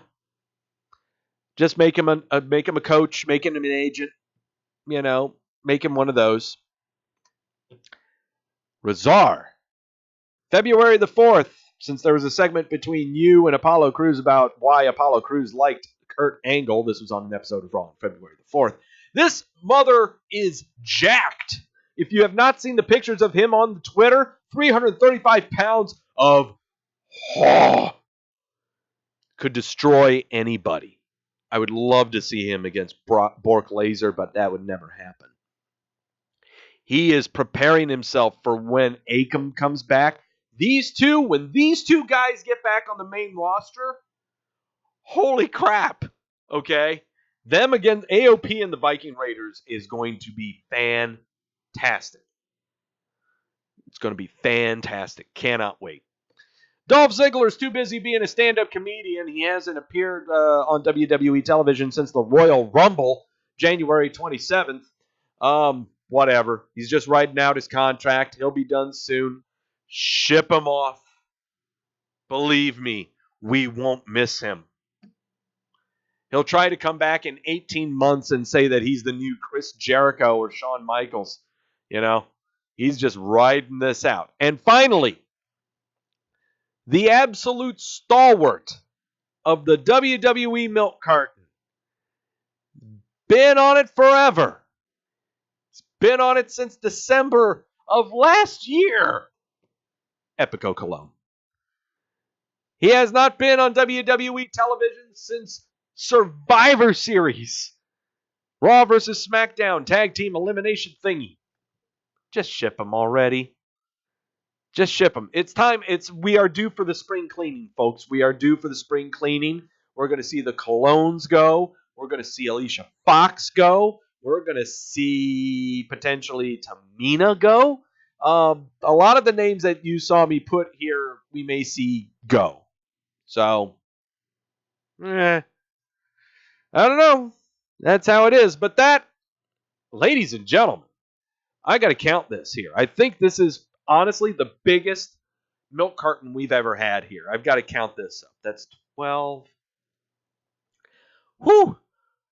26. I think it's 26 or 27 performers on the milk carton. 27 performers on the milk carton out of 114. Actually, hold on. Gotta erase this one because he's not with us anymore. Yes, I'm sure. There. There are some other people who I should have on the milk carton, but we have not been confirmed about. I mean, they are back from injury. They are perfectly healthy, but they have not appeared on television yet, and that being the Big Show and Sin Cara. They are both perfectly healthy. They just have not appeared on television since coming off of their injuries. So I can't really do anything about those two. So there you go. The WWE milk carton. Homogenized. Pasteurized. Yes, I want to delete that. All right. The Twitter is a fun place to go when you want to waste time. I do it all the time. When I'm on my days off after I've set up this show and gotten it up and running, I am out on my balcony. I've got my coffee, my breakfast of champions. I've got my coffee and my cigarettes. I've got my phone, and I am on the Twitter. Wasting time. Because that's what we do when you have a day off. You waste time. So, on the Twitter, when you peruse it long enough, there tend to be a lot. You run into a lot of stories from wrestling sites that are retweeted by others that really hold no merit, hold no water. And you just kind of go, oh, damn it, you guys are just doing this just so I can click it. It's clickbait. Why should I believe the headline that you're feeding me when I can just look at the performer's Twitter account and see what they're doing and kind of surmise for myself what's going on? So, I alluded to some of the performers we're going to be looking at are on this milk carton.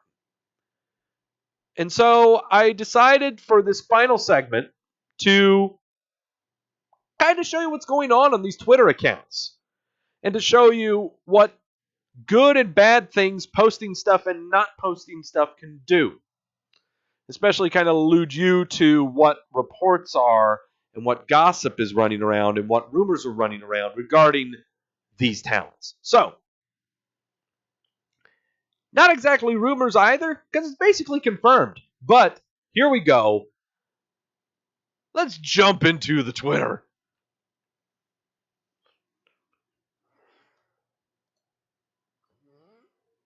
I want to jump into the Twitter. I want to see what real weird people are saying things. Here we are. Johnny Moxley is the first example that I want to give. Started this up at midnight tonight, today. Midnight chiming today because that was the end of his WWE contract. Here we are. Used to be WWE Dean Ambrose. But look at all these people that are following him. He's got 618,000 followers. But he's only done 3 tweets. because he deleted all of his previous stuff under the Dean Ambrose name, but he didn't really tweet a whole lot as Dean Ambrose. Here on his tweets and replies, nothing. Tweets, nothing. All it is just this video. So, which has already gotten 2.1 million views, replied 5,000 times, retweeted 18,000, loved 59,000. He's already got himself a follower. What are we supposed to really take from all this? It's just he's promoting himself. Doesn't mean that he's going to another federation. Not necessarily. We don't know what he's doing. He's just making himself be known here. I've got a feeling he's not going to be signing up for anywhere for a very long time. In fact, I don't think he's even going to go back into wrestling. I think he's going to go into acting. You could watch him being,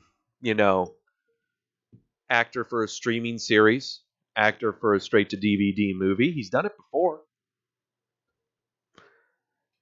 He isn't, Moxley or John good. I'm gonna call him John. Okay, John here. He's not big into social media. He's not into big all that stuff. Okay, he's just gonna do him. But I got a feeling he's gonna be doing a lot more acting than anything else. Just because he's done it before, and it seems right up his alley. A lot less work, to tell you the truth. Does he have a no-compete clause? I believe so. I believe it's a non-compete clause for 3 months, starting now. So he's just got to put his name out there. He'll be getting offers. That's without question. Now, another person. Talk about it was the very first person on the WWE milk carton, Sheamus. Rumored to be suffering from a concussion from an April the 9th episode of Smackdown in a 6-man tag. Rumored to be having a concussion. He's, hasn't passed protocol. Just posted a new tweet right now. Actually, 6 months ago, it's a ad about him on Muscle and Fitness. This is what he's been doing with his free time. Sheamus in his free time has been doing a lot of workout videos. He's built his own gym in his own home in his garage. He does a lot of this workout stuff. Hey, look, you can go see Sheamus over in Columbus. He's still traveling with the company. There he is talking about the Premier League. There he is retweeting Kofi, saying you can check him out on the Celtic Warrior workout videos that he does. Here he is about 4 days ago, checking out the Avengers Endgame. There he is touting a podcast that he was on involving football. The footy is what it is. Well, he didn't post a tweet right now 6 months ago. It was something that was retweeted 6 hours ago. I'm sorry, 6 hours ago. So, yeah. What are we supposed to take from this? Is Sheamus really hurt? Is he taking time off? Is he trying to pass concussion protocol? I'm going to go ahead and say it right now. With Cesaro on Raw and Sheamus, no word what's going on with him, we're probably looking at the end of the road for Sheamus, in my opinion. He has been battling spinal stenosis in his neck for the past year and a half. Rumors about his potential retirement have been coming. But I can tell you one thing right now. Sheamus will absolutely be a trainer in the Performance Center. Without a doubt. If I want someone at the Performance Center to make sure that all of my up-and-coming people are in tip-top shape, this is the guy I want over there. We know Triple H adores him. Triple H absolutely adores him. He is a gym rat 24/7, 365. And someone like him needs to be at the Performance Center to bring about a work ethic to those that are going to be brought up into NXT and potentially the WWE main roster. Now, can he help with promo delivery? I'm not sure. Andrew saying he has an uncle with spinal stenosis. It's awful, but you want to stay active. Yeah, you do. Yeah.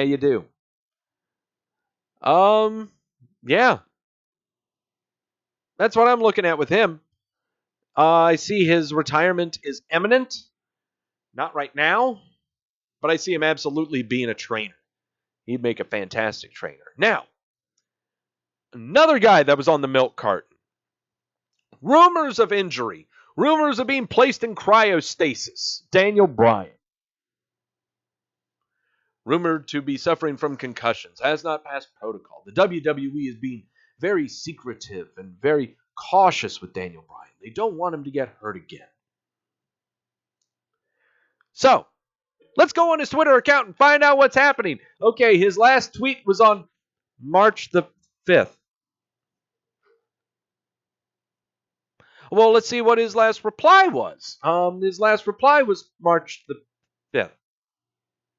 Well, maybe he posted a different picture or something. Oh, this closest picture was February the 4th. Huh. Well, that's a neat little picture of him and Cesaro over in Yakima on February the 4th.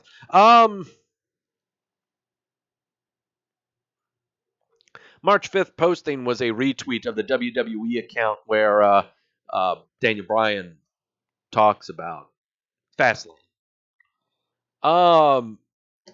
Yeah, Andrew's got it right. Daniel Bryan has gone off the grid.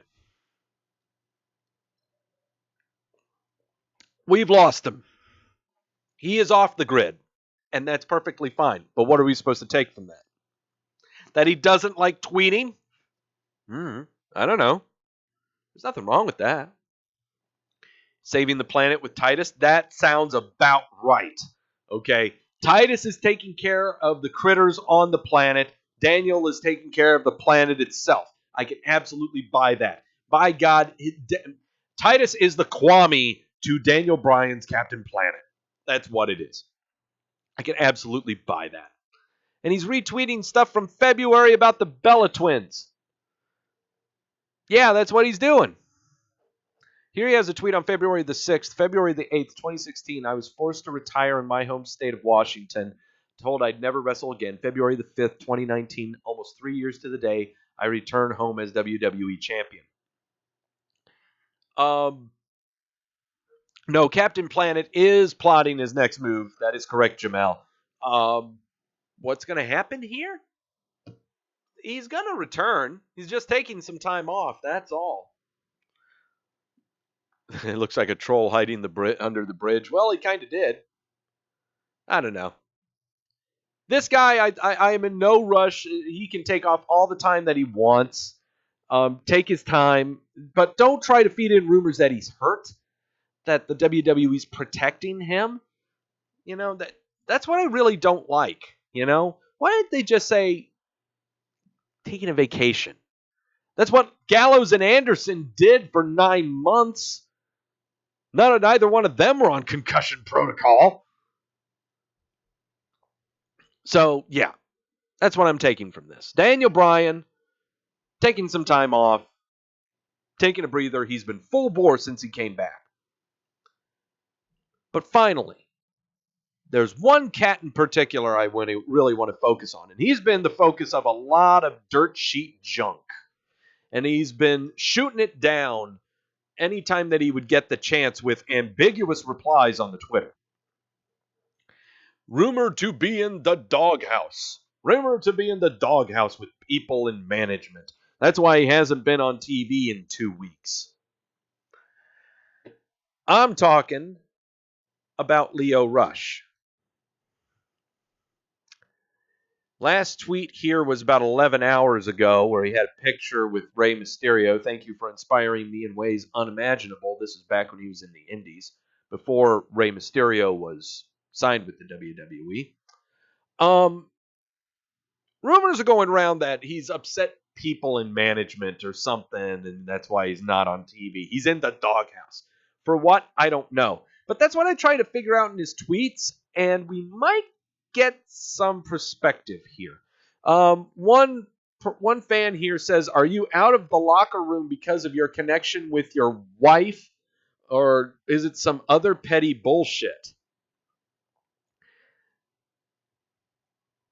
Leo says, if you want the truth, why not just ask? So the guy asked. Leo replies, 2 parts. 1, I am not out of the locker room. More dirt sheet assumptions. Many spouses and family members come to shows and are welcome backstage. Our performance schedules are not just Raw. We have 3 live shows a week, travel days, and pay-per-views. My wife came to share my first WrestleMania moment with me, as did many families of the WWE roster. The little time that a professional wrestler can spend with their family is rare and precious.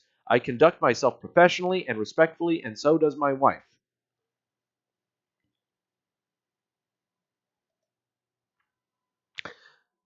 What I'm to kind of take from this is that Leo didn't really have to keep mentioning his wife in particular, even though the person asking him why he was, quote, out of the locker room because of your connection with your wife. I don't. What other different connection could there be other than that she's your wife? You would imagine someone who's never had a relationship would ask that kind of a question. But apparently the argument is that his wife was backstage at a show and Vince didn't like it, according to Andrew in the chat room. That's kind of what I've been seeing too, that Vince doesn't like wives in the backstage. Really? Is that what this? No, not at all. However, then another person would reply with, I will ask and hope you answer. I am a nobody, says Angelo Transazioni. Do you have heat on you? Are the reports about the European tour true? Leo Rush replied, well, I believe we are all able to carry our own gear and provisions. I treat others as equals, and as a young black male have often had to fight for my own equality.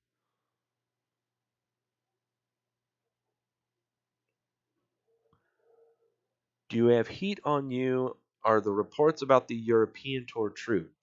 I believe we are all able to carry our own gear and provisions. I treat others as equals, and as a young black male have often had to fight for my own equality.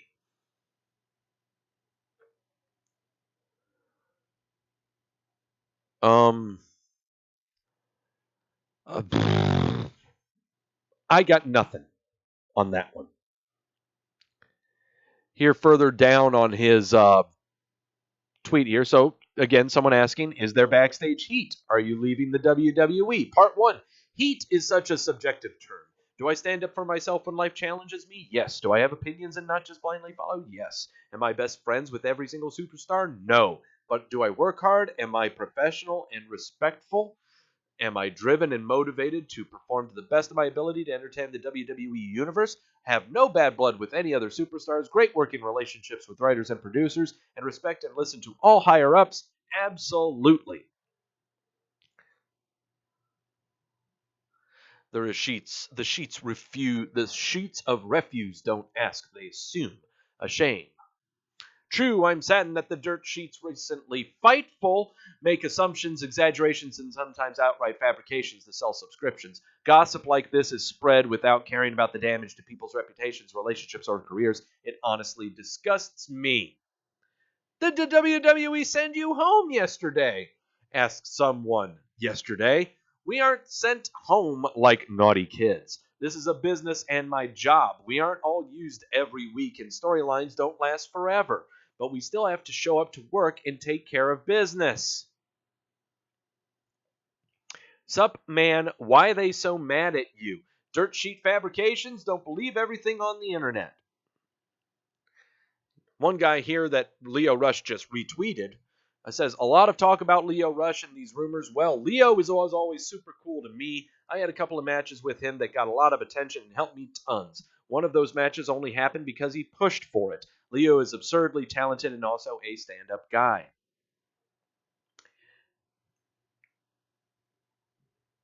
So, yeah. This is what's been going on with Leo Rush. Lots of rumors going around that he's in heat with the backstage area because he brought a family member backstage. They didn't like it, and he's on vacation. When, honestly, some storylines aren't used. They don't last forever. Just like he said. So now, that's it. Lio Rush and Bobby Lashley aren't together anymore. Instead, it might be Shane McMahon and Bobby Lashley. Shane McMahon is going to be used prominently on both shows, if you haven't noticed. So, what did Leo do? He could go back to 205 Live. He could go to NXT. He could stay on the Raw roster. Okay? I've got a feeling he's staying on the Raw roster. There's nothing going on with him. There's nothing wrong here. They're just trying to find something for him. I don't think he's done anything wrong. I sure don't see it from his tweets. You know? The only thing that gets me about the tweets, though, is that this all happened yesterday. Where that little question answer session. Before that, though, he was very ambiguous. He was sending out a lot of motivational stuff. Showing his family picture right here at the end. That's what you got. Showing a lot of videos of when he was in the indie scenes. Yeah. This is what was kind of throwing me for a loop a little bit. Retweeting his favorite photographer. Doing a lot of motivational stuff. And here he is sitting in front of his home and dropping some motivational stuff. Here is a little tweet of the near E is heart. Uh-huh.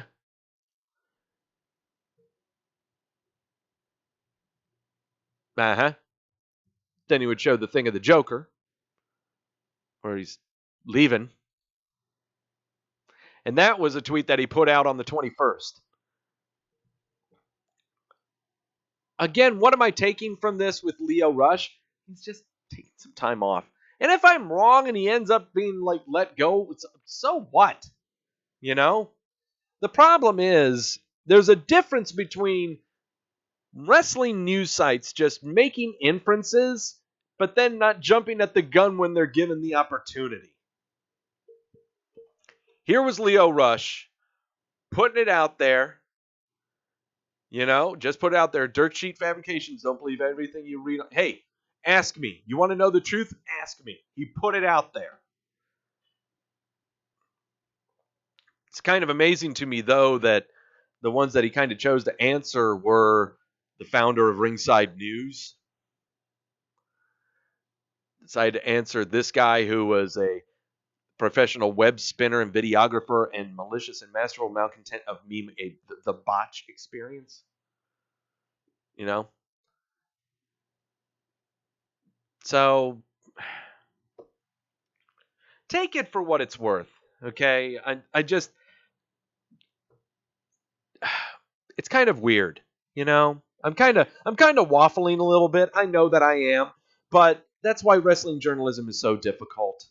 You know your source, but your source works. You're just trying to get to the truth, but you don't know if your source is working. So you have to find other sources. Are those sources working? Are you working? It all really comes down to, again, knowing when you're being worked.